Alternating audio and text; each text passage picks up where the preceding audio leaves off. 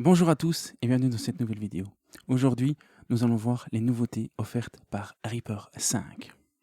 En effet, Reaper 5 est sorti il y a quelques jours et importe avec lui son lot de nouveautés.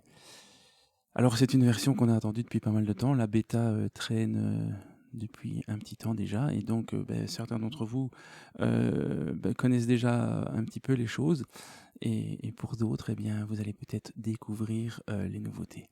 Petit point de petite parenthèse qu'il me semble important de mentionner, eh bien, c'est par rapport à la licence, parce qu'il y a pas mal d'incompréhension.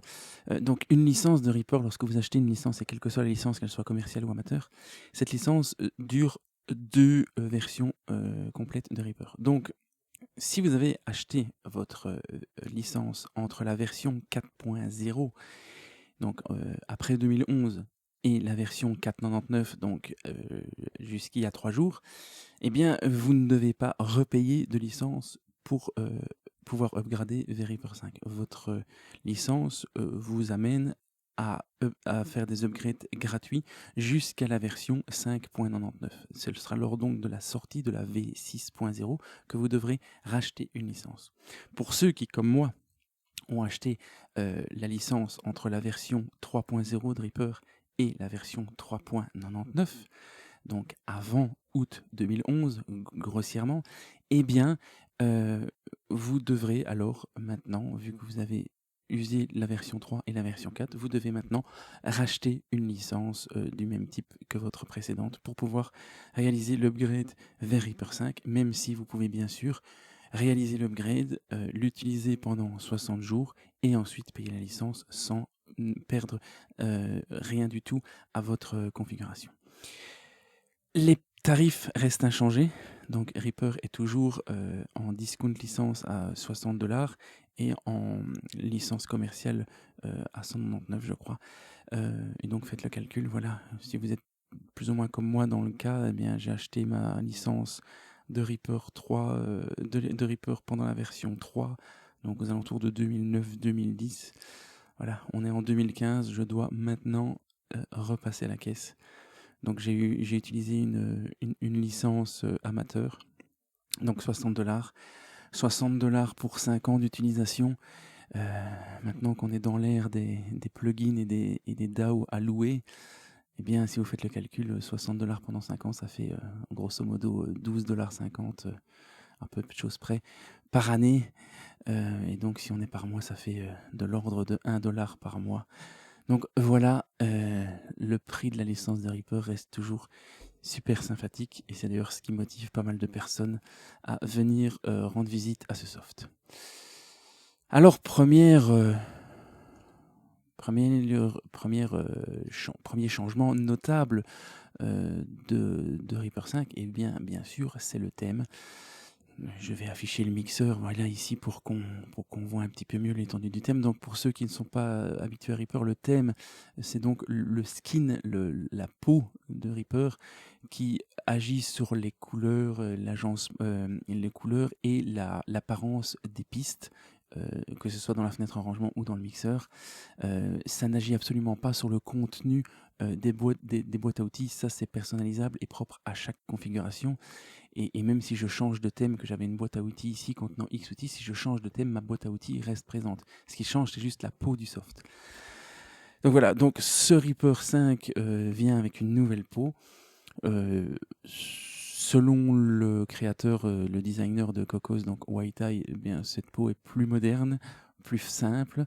Il l'a surtout créée de façon à ce qu'elle soit beaucoup plus customisable. Donc je ne vais pas rentrer dans les détails, mais depuis Reaper 4, on peut faire des thèmes soi-même ou modifier des thèmes existants en passant par l'interface qu'on appelle Walter. Donc c'est pas vraiment une interface, c'est plutôt une façon de coder qui est excessivement simple, même pour quelqu'un qui n'a jamais fait de programmation. Cependant, c'est quand même assez pénible parce que les explications sont d'une part en anglais, parce que ça reprend quand même une logique de codeur, donc voilà, il faut s'y faire. Donc je l'ai fait moi-même, c'est possible, il faut prendre son mal en patience, mais ça reste quand même franchement chiant, surtout pour le musicien de base qui, enfin je dis de base, pas de manière péjorative, mais pour le musicien qui a envie juste d'utiliser son programme pour faire de la musique et qui n'a pas envie de passer son temps dans des lignes de code. Donc voilà, on avait déjà la possibilité dans Reaper 4 de faire de la customisation de thème. Eh bien, via ce nouveau thème, il est possible de changer, non pas du tout, mais en tout cas de réordonner de façon assez simple l'ordre des boutons par layout. Donc, si voilà, par exemple, ici le bouton, je ne sais pas moi, de monitoring, ici ne vous convient pas sur la deuxième ligne, eh bien, via la nouvelle interface et via les explications que vous trouverez sur le site officiel, eh bien, vous avez la possibilité d'inverser les positions des boutons assez facilement, et ce donc par layout. Qu'est-ce qu'un layout? Pour ceux qui ne connaissent pas Reaper, eh bien, dans la majorité des thèmes, il est possible de changer l'apparence d'une seule piste ou d'une sélection multiple de pistes via le mixer panel ou le track panel. Donc les layouts, ce sont donc les habillages propres à chaque piste. Vous voyez ici que l'habillage de la piste est différent des autres. Et par exemple, dans le mixeur, eh bien pareil, je peux faire en sorte que cette piste ressemble à ça uniquement sur cette piste. Et je peux bien sûr les sélectionner toutes et avoir plusieurs pistes qui ont cet aspect. Voilà, il y a plusieurs layouts disponibles, et donc à vous de choisir et de faire votre popote comme bon vous semble. Mon avis sur la question, c'est que moi, franchement, le thème La 5, je ne sais pas si c'est lié à mes habitudes dans mon ancien thème V4, mais je n'y accroche guère. Je le trouve pas mal à l'œil, mais il y a quelques petits détails qui m'emmerdent un peu, si je puis dire, comme par exemple la taille des faders dans le mixeur. Alors certes, certains ont des grands écrans, certains utilisent le mixeur donc en non docké, voilà, comme ceci, le mettre sur un deuxième écran. Et là, effectivement, quand le mixeur n'est pas docké, ou alors qu'on cache les inserts et les sends, alors effectivement, là, on arrive à des proportions un peu plus logiques. Mais si on dock le mixeur et qu'on est sur un ordinateur portable et qu'on doit allouer peu de place au mixeur, et bien franchement, le fait que tout soit vectoriel sauf le fader, je trouve ça un peu grossier, un peu moche.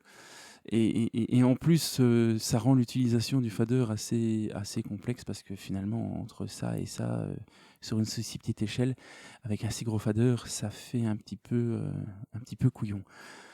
Donc voilà, je trouve que personnellement, pour le mixeur, c'est un raté. Certes, si on a un grand écran, ben, on ne se rend pas compte.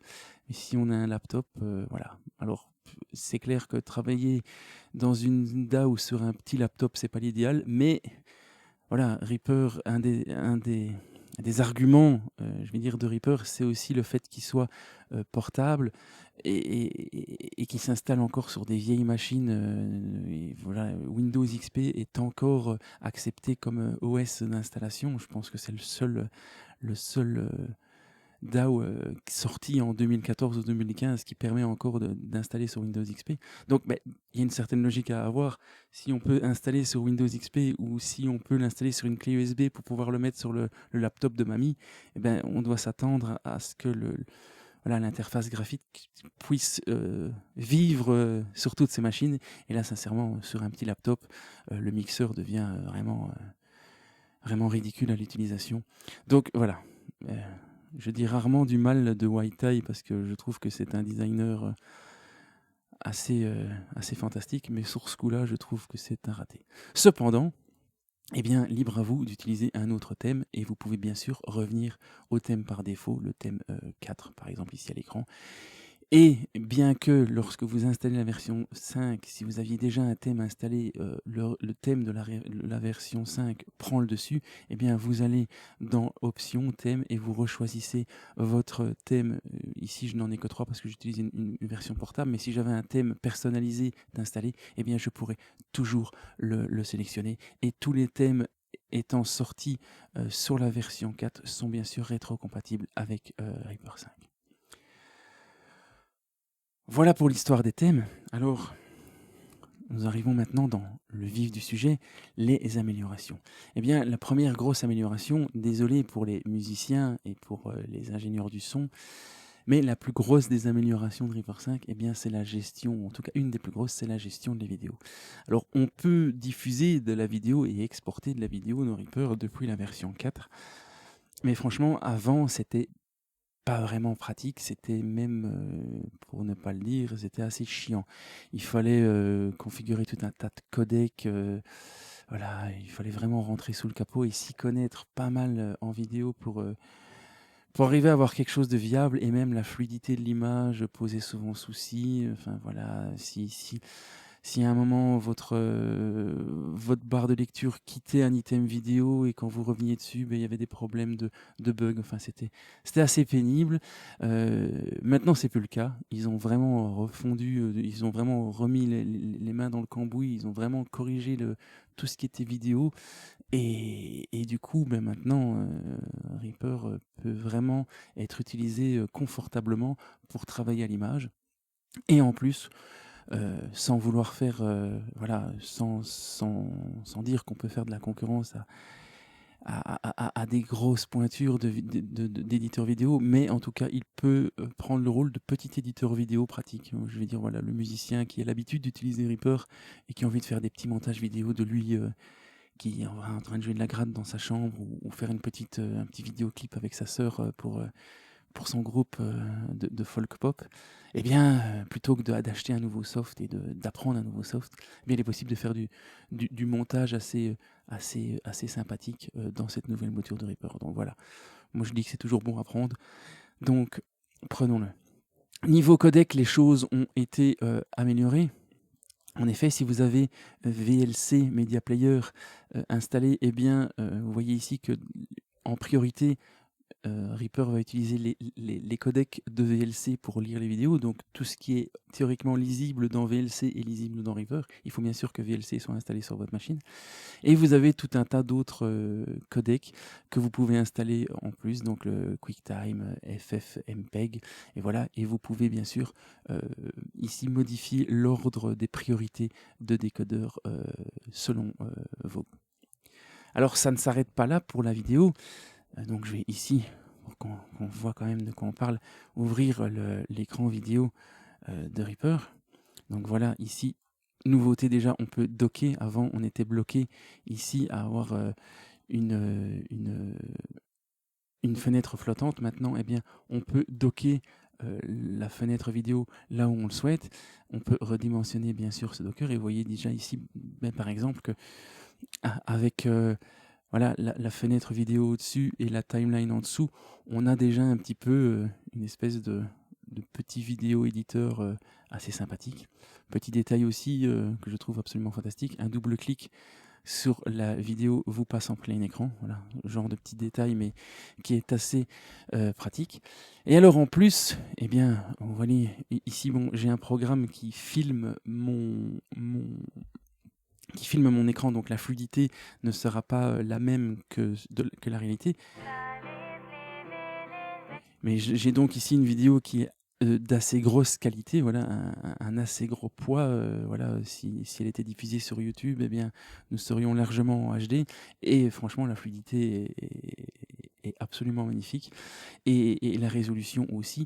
Donc voilà, pour un stan dédié normalement, qui n'est pas forcément dédié à l'édition vidéo, eh bien, je trouve que c'est quand même pas mal. Dernier point concernant la vidéo, eh bien, c'est que maintenant nous avons un effet qui s'appelle le vidéoprocessor. Alors ici, j'ai placé le vidéoprocessor. Eh bien, donc c'est un plugin JS, en fait, plus ou moins au format JS. Je l'ai placé ici dans l'item vidéo, j'aurais pu le placer sur la piste. Et ce JS, qu'est-ce qu'il fait? Eh bien, il propose tout simplement des presets. Ici, par exemple, vignette. Voilà. Alors ici, c'est le bug c'est pas le bug de Reaper, mais c'est le bug de ma capture d'écran. Voilà. Eh bien, vous avez des effets proposés par ces presets de vidéo. Vous pouvez donc, voilà, créer des effets vidéo. Alors il y a ici, il y a vignette, il y a title overlay, voilà, donc je peux, voilà, écrire du titre, stage lighting, voilà, je peux m'amuser avec des effets de couleurs, etc. Voilà, je ne vais pas tous vous passer les presets en vue. Et bien sûr, les paramètres ici des différents presets du vidéoprocesseur peuvent être automatisés, ce qui, somme toute, vous en conviendrez, est assez sympathique. Autre grosse nouveauté, et qui là ne va pas intéresser que les personnes pratiquant la vidéo, mais intéresser tout le monde, c'est la possibilité d'automatiser les effets présents sur les items. En effet, dans Reaper, et ça depuis longtemps, on peut placer des effets, non pas sur les pistes, mais enfin, on peut placer bien sûr des effets sur les pistes, mais en plus, on peut placer des effets directement sur les items. Alors, les effets ne doivent pas forcément faire partie de Reaper, ça peut être des VST de n'importe quel type. Et même, oui, des VST, je dis oui parce que la question m'a souvent été posée, si vous avez un item MIDI, vous pouvez bien entendu placer un instrument virtuel directement sur l'item, ça marche aussi.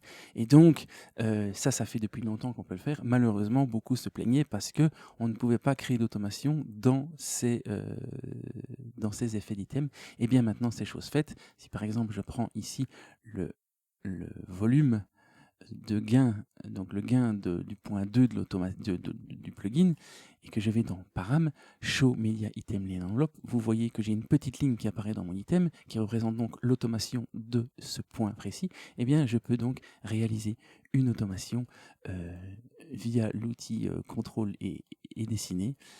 Et lorsque je vais faire la lecture, vous voyez donc que mon automation est donc bel et bien réalisée. Voilà. C'est assez sympathique pour être mentionné, je trouve.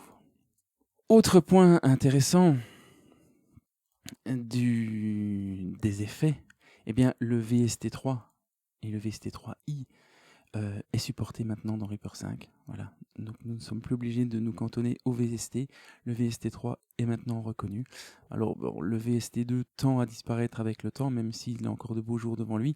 Et donc tout doucement, nous allons passer à de plus en plus de VST3. Donc c'est très bien que Reaper puisse se mettre à la page à ce niveau-là. Autre nouveauté du FX Browser, eh bien, la possibilité de créer.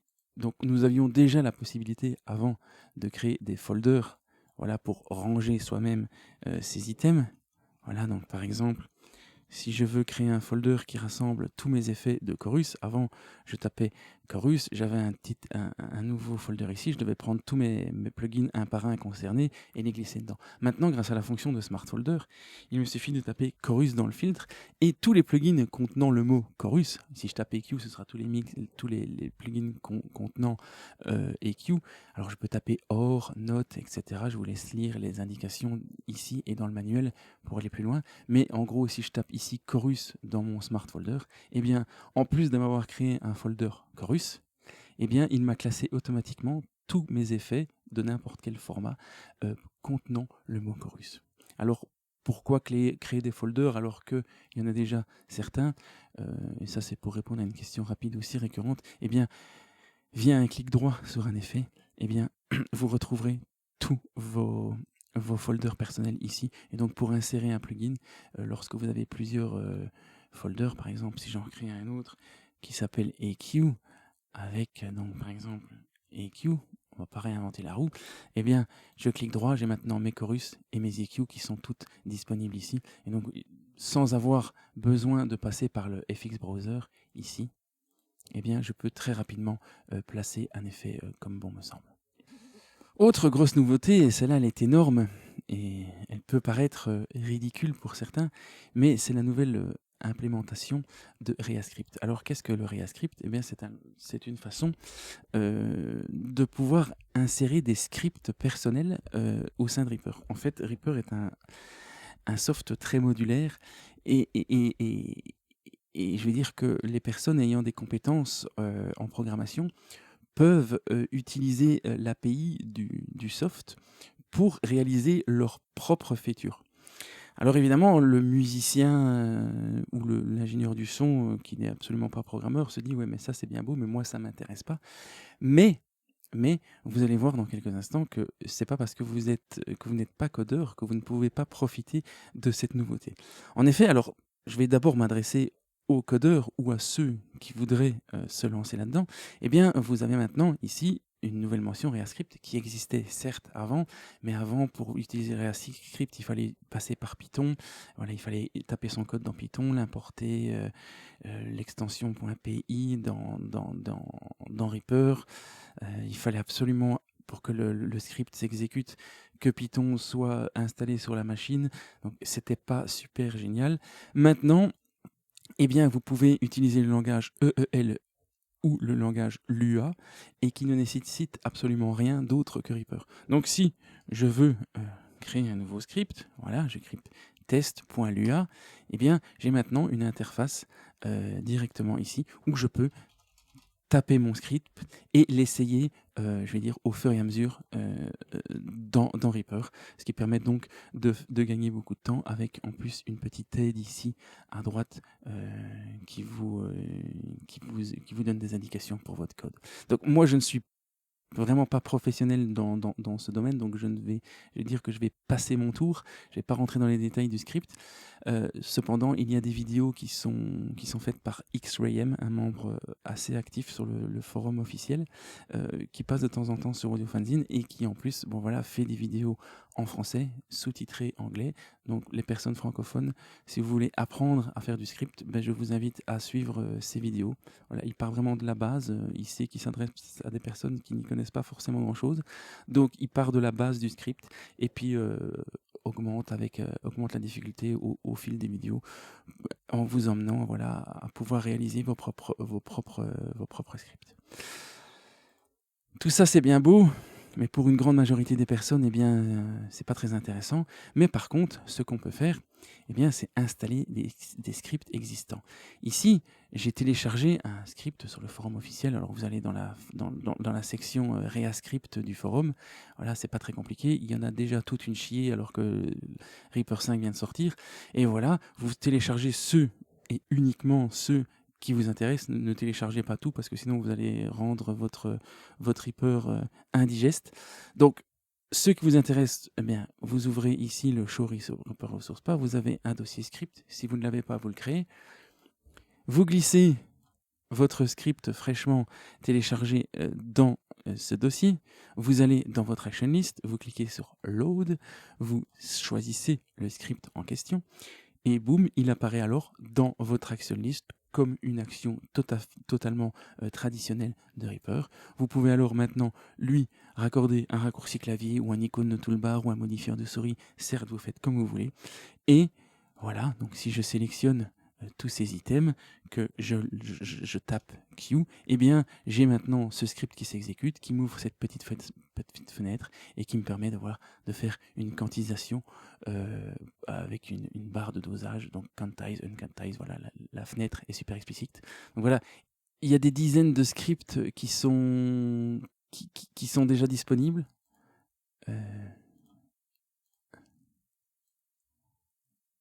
Voilà, oui. J'avais une quantisation qui n'était pas assez large. Donc voilà, il y a des dizaines de scripts qui sont déjà disponibles. Ils ne font pas tous ça. Il y en a deux autres qui sont beaucoup plus simples. Il y en a d'autres qui sont beaucoup plus compliqués. Voilà, à vous de charger ce dont vous avez besoin et ne les charger que si vous en avez besoin. Donc utilisez Reaper normalement. Et puis voilà, si voilà, il y a des choses que vous faites et que vous vous sentez bloqué ou alors que vous trouvez la façon de procéder un peu lourdingue dans la version native, dites-vous qu'il y a certainement quelqu'un qui a eu la même idée que vous et qui s'est dit tiens, pourquoi pas faire un script comme ça, comme ça, comme ça. Vous cherchez un petit peu sur le forum, vous trouverez très certainement votre bonheur. Vous pouvez alors télécharger le script, le greffer à votre session de Reaper et voilà, vous pouvez en profiter. Donc ça a l'air de rien comme ça, mais je pense qu'avec l'avenir, on l'a déjà vu avec les thèmes, voilà, dans la version 4, on a pu commencer à customiser beaucoup plus en profondeur les thèmes et on a vu qu'il y a je ne sais pas combien de thèmes qui ont été pondus par des utilisateurs. Alors certains sont bons, certains sont moins bons, ça n'empêche que ça propose de la diversité et donc je pense que pour les ReaScript, ça va être la même chose. Je pense qu'il va y avoir une chier de ReaScript qui vont sortir, tant et si bien qu'on va pouvoir vraiment trouver chaussure à son pied pour même des besoins très très spécifiques et qui n'entrent pas dans l'utilisation forcément quotidienne de quelqu'un qui utilise une stan. Voilà pour les ReaScript. Alors, autre nouveauté, un petit peu moins fandarde, mais bon, qui a le mérite d'exister. Vous pouvez maintenant programmer des patterns dans votre métronome. En effet, si j'engage le métronome, donc si j'active ici l'icône, eh bien, le bon vieux clic standard de Reaper et de beaucoup de DAW, qu'est-ce qu'il fait? On est en 4/4 lorsque je lance le clic. Un temps fort, 3 temps faibles, on n'a pas réinventé la roue. Et bien maintenant, vous avez la possibilité d'éditer vous-même vos patterns. Donc A représente les temps forts, B représente les temps faibles. Donc vous pouvez faire en sorte que votre pattern de métronome, sur le même 4/4 au même BPM, fasse un temps fort, un temps faible, un temps fort, un temps faible, en faisant A, B, A, B. Démonstration. Voilà.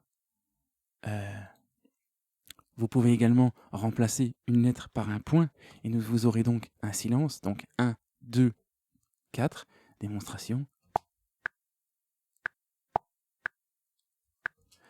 Voilà. Bon, personnellement, je n'utilise pas le métronome natif de Reaper, mais c'est peut-être le cas pour certains d'entre vous. Donc voilà, je trouvais utile de vous montrer cette nouvelle fonction.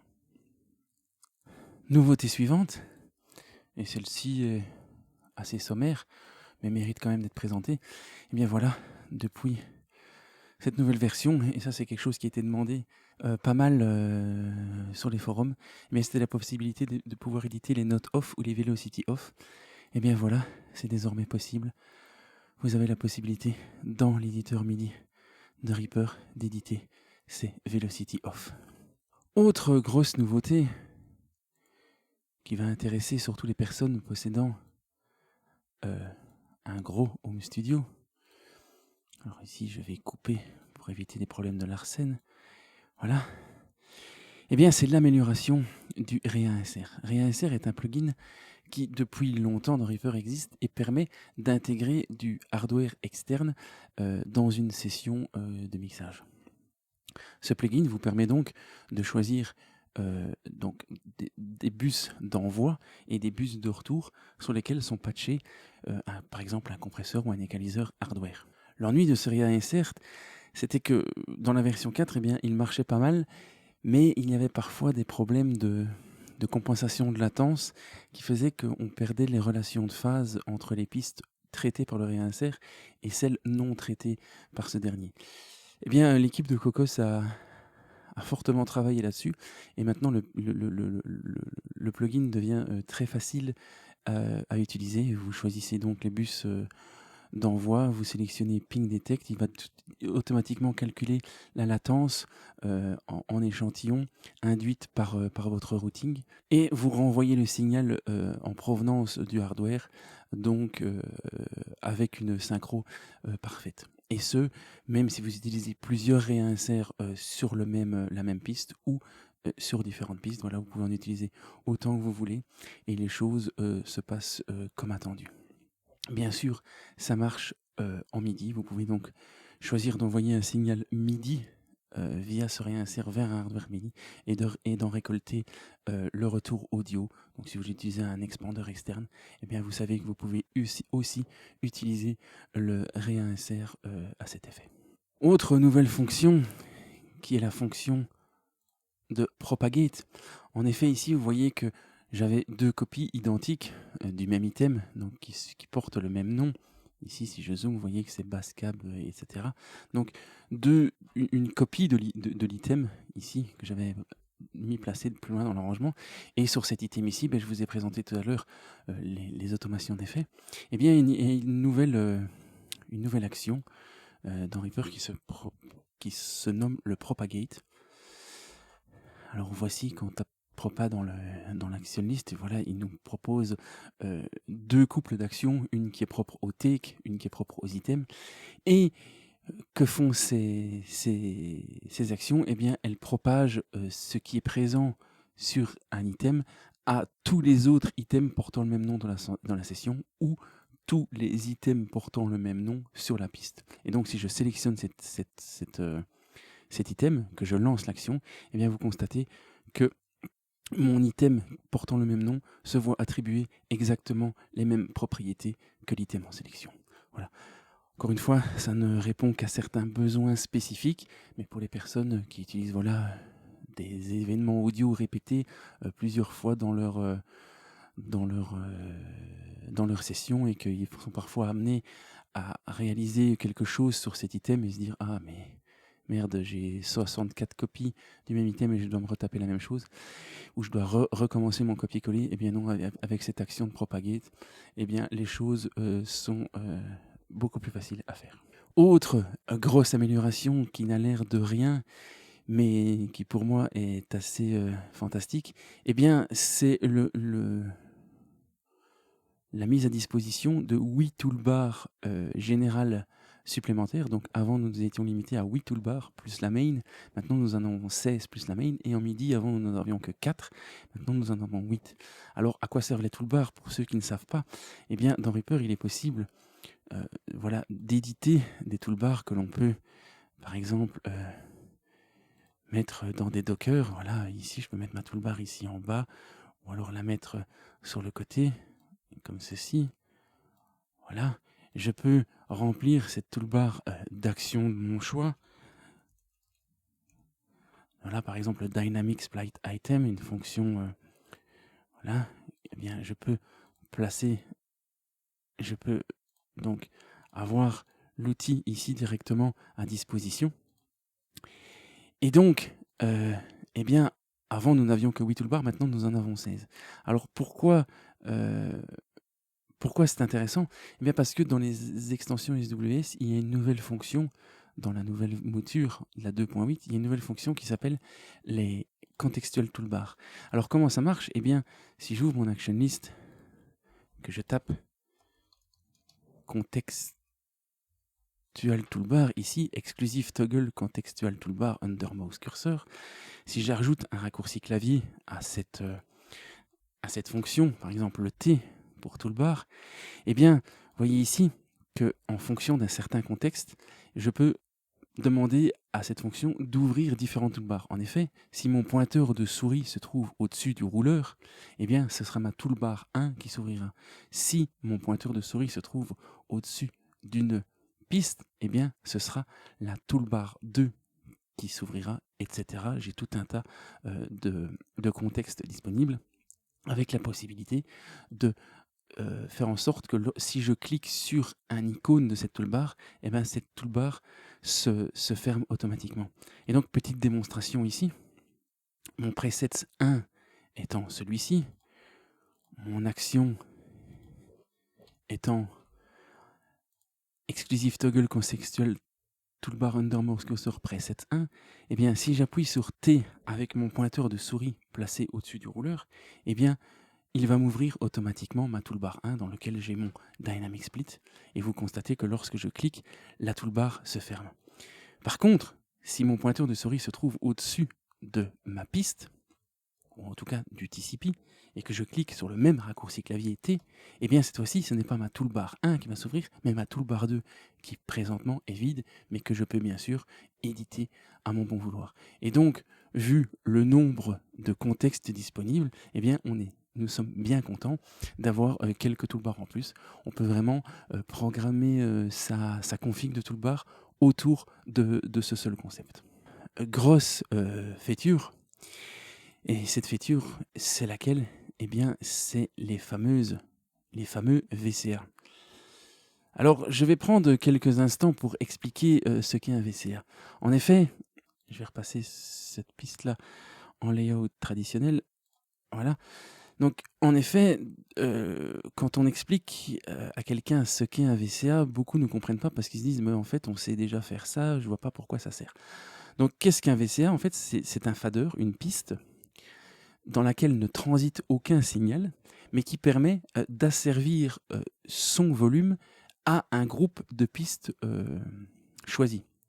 Alors, beaucoup disent, oui, mais ça, on sait déjà le faire depuis longtemps, on n'a qu'à faire une prise folder. En effet, si je crée une piste ici vide, que je baptise, par exemple, drums, voilà, je sélectionne toutes mes pistes et que je les glisse dans la piste drums. En effet, maintenant, eh bien, le volume de cette piste affecte effectivement le volume, en tout cas le volume de la sommation de toutes les autres. Alors, c'est certes pratique, et en plus, on peut mettre un effet sur cette sommation pour traiter l'ensemble des bus, mais ce n'est pas le but d'un VCA. Parce que le but d'un VCA, c'est vraiment d'asservir son volume. En quoi est-ce différent? Eh bien, je vais vous donner un exemple simple. Si par exemple, ici, j'ai une piste de reverb en auxiliaire, donc voilà, c'est la reverb native de Reaper avec une convolution choisie au hasard. Elle est en 100% wet, donc uniquement dans cette piste transite le signal de la reverb. Et donc, si j'envoie, par exemple, ici, ma piste de snare top, je l'envoie dans ma reverb, ici, voilà, avec un volume d'envoi comme ceci. On va écouter ce que ça donne. Voilà, reverb absolument grossière, mais enfin, c'est pas grave. Donc, on entend clairement que ma caisse claire passe dans la reverb. Et si je réduis le volume de mon folder, le problème, c'est que je vais réduire le volume de mon son dry, ici, mais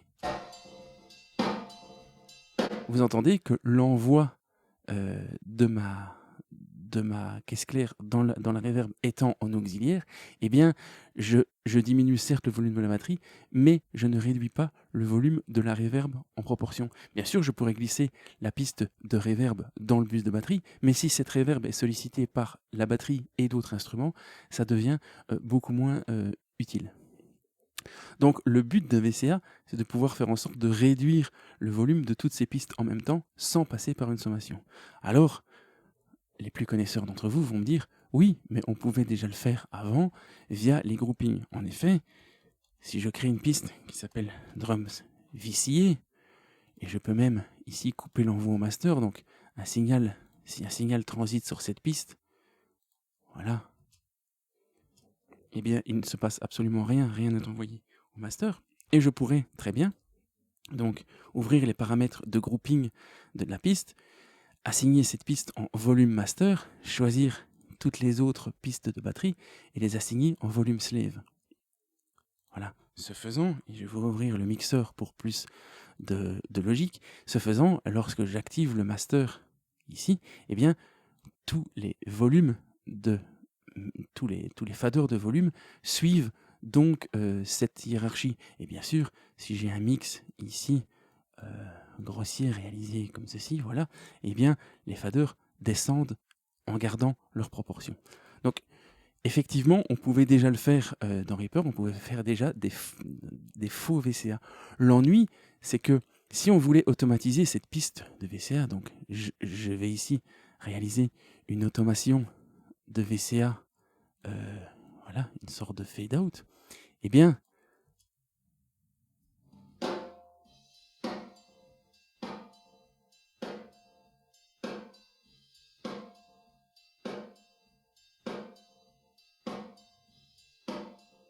on se rend compte que même si je suis en mode read, hein, pour ceux qui ne connaîtraient pas, on voit que mon fader ici descend à 0, et cependant, on entend quand même toujours le signal des pistes transitant. Donc, l'automation ici de ma piste n'est pas retranscrite sur les autres pistes qui lui sont assignées, et ce, même si je passe les autres pistes en mode read. Voilà. Vous voyez que le fader ne suit pas le fader maître. Et donc, ça posait évidemment souci à certaines personnes, surtout et principalement celles qui avaient l'habitude d'utiliser des VCA sur des consoles traditionnelles ou dans d'autres DAW. Et c'est pourquoi maintenant, eh bien, nous avons ici une fonction VCA Master et VCA Slave. Et donc, nous avons, via cette nouvelle fonction de grouping, la possibilité d'avoir des vrais VCA. Alors, petite parenthèse, chaque groupe, vous disposez de 32 groupes, ici, donc potentiellement 32 VCA, et chacun des groupes peut être assigné en VCA pré-FX, ou j'ai envie de dire, donc pré-fader, donc qui agit avant le bloc d'FX, ou, comme par défaut, en VCA traditionnel, donc post-FX. Voilà, à vous de choisir lequel vous correspond mieux. Mais, cependant, et ici, voilà, si donc j'ai assigné cette piste-là en maître VCA du groupe 1, les pistes rouges sont en esclave VCA de la piste du groupe 1, et si je réduis maintenant, je repasse en mode trim, si je réduis le volume, eh bien on se rend compte que les faders ne suivent pas. Cependant,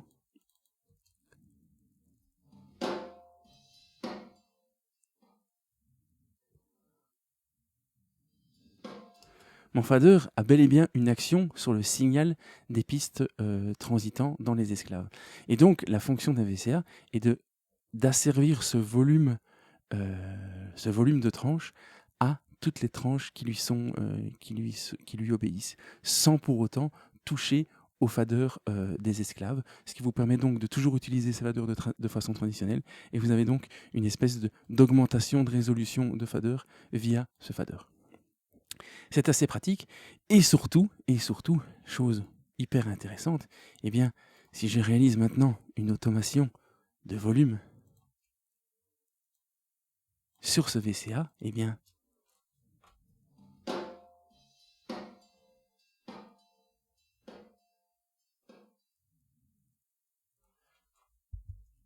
cela fonctionne comme on s'y attend.